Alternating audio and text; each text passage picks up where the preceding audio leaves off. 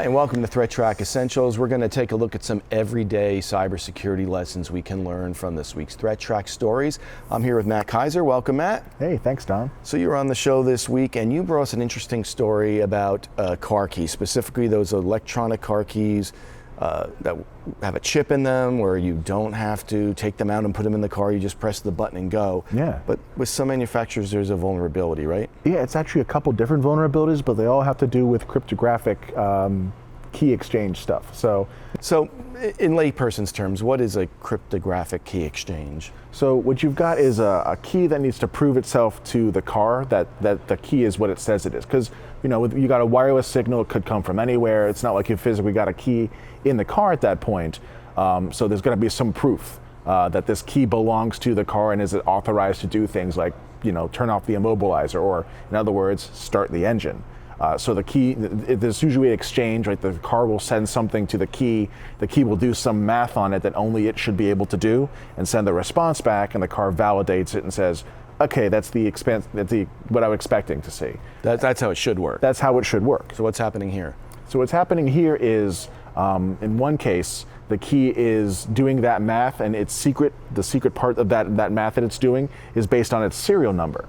But it also broadcasts that serial number. So anybody who's looking and understands how the key exchange works can grab that serial number and then pretend to be the key. So it's inadvertently giving away the secret. Exactly. But that's the thing. Someone had to do the reverse engineering on this immobilizer system to realize that's actually how it was constructed, which is what these researchers did. There's another attack where it turns out that, for example, if you would ask me to pick a random number from 1 to 1,000,000 or 1 to 1,000,000,000, one of those is harder to guess. 1 to 1,000,000,000 is obviously harder to guess because that key space is larger. And that's sort of a shorthand for what the second attack is. Instead of using 80 bits of randomness, which is what the standard allows for, some of these keys are using 24, which means you can guess it much quicker. So that's another type of attack. So if someone is willing to sit there and try all the possibilities, it'll take them much less time to try 24 bits worth than 80 bits. I presume that's done in an automated fashion. Oh, absolutely. Yeah, no one's going to sit there and type it and go and type it and go. Most cryptographic attacks are automated in some fashion. If it requires a whole bunch of guessing, you write some code, you let it run for a while, and you come back after having a snack or reading War and Peace or however long it takes you, and then you may have your result. So what are some ways people can protect themselves from being vulnerable here? The one company that's done it right, I think, is Tesla. They have a way of updating their cars remotely. So that means they found, they were told about this vulnerability, they've pushed a software patch, the cars are no longer vulnerable. So just like we talk about with other software, it's basically updating the software, and they're able to do that for Exactly. It turns out that the other manufacturers at this point don't have a way of doing that. So if they issue a recall to fix this, people will have to go to the manufacturer or to a dealership and have some sort of change made. They may have to have the whole hardware replaced. They may have to have the key replaced as well. And I think most people who have ever had to buy a new key, electronic key for a car, know it's not cheap. So I think that it's on the manufacturers to start thinking about ways to update the software in their cars. But until then, the attack is still out there in the wild. I would be more careful with who I let near my car keys. I'm not saying like put it into a Faraday bag or anything like that, but just don't leave it lying around, especially because the attacks in this case that require access to the keys, you have to be within a couple of inches in order to pull the information off of those keys.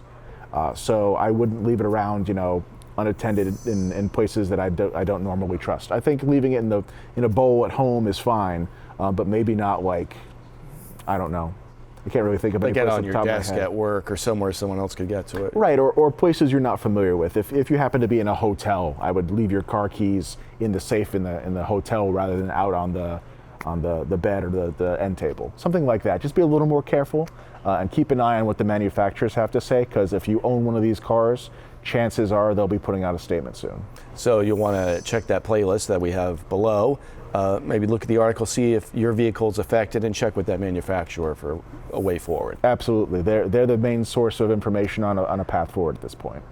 Great. Now let's talk about the story John brought to us, which was about jailbreaking phones. What is jailbreaking? So most phones are restricted in a way that they won't run just any old code. And in many ways, this is a good thing, because it means that it's much harder to write viruses, to write malware for these platforms because of the restrictions on what can run.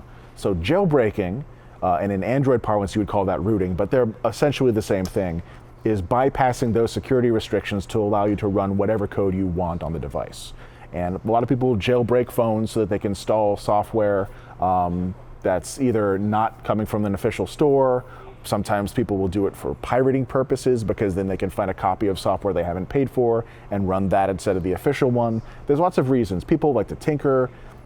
It gives you the same kind of control over your phone that you might over a PC that you have at home. So jailbreaking is typically something that you would have to either plug your phone into a laptop or a desktop or a real, I don't want to call it a real computer, but like a full-fledged computer with a screen and a keyboard and all that. It's something that you always are recommending people should not be doing anyway. I wouldn't recommend you do it, yes. So what's happened here? What's happened here is someone has developed the CheckRein exploit, which is an exploit against newer phones, and typically it would require you to plug it into a computer, but someone has written it in such a way that you can run it on an Android phone. So that means you take your Android phone running this software, you plug a cable into the phone, you plug a cable into your iPhone, and you hit a button in the phone, and you can jailbreak the iPhone you've plugged into, which means this is now a portable attack. So if you're doing this for your own jailbreaking purposes, all well and good, you can do this to your phone all day long. But it's also something that you could use to remove software restrictions on somebody else's phone. So that's where the danger comes in. Now you've got this thing that you can keep in your pocket to jailbreak other people's stuff, and that's ultimately the concern, is that this is now a portable attack that comes in over the USB port, and I'll be honest, I don't know what other restrictions there are if you have to have the phone unlocked in order for it to work, etc., but it is certainly a much more portable attack now. So how do you protect your phone? I would say the same way you would protect it against a thief. You don't leave it out in public where people can sort of play with it or poke at it. I mean, some people like to let their friends play with their phones. I personally keep it in my pocket and I keep it locked all the time. I would just keep an eye on your phone in a public place the same way. Your whole life's in there now. There's an awful lot in your phone these days, absolutely. So keep an eye on it. Don't leave it lying around. Again, if you have to leave it somewhere like a hotel room, use the safe.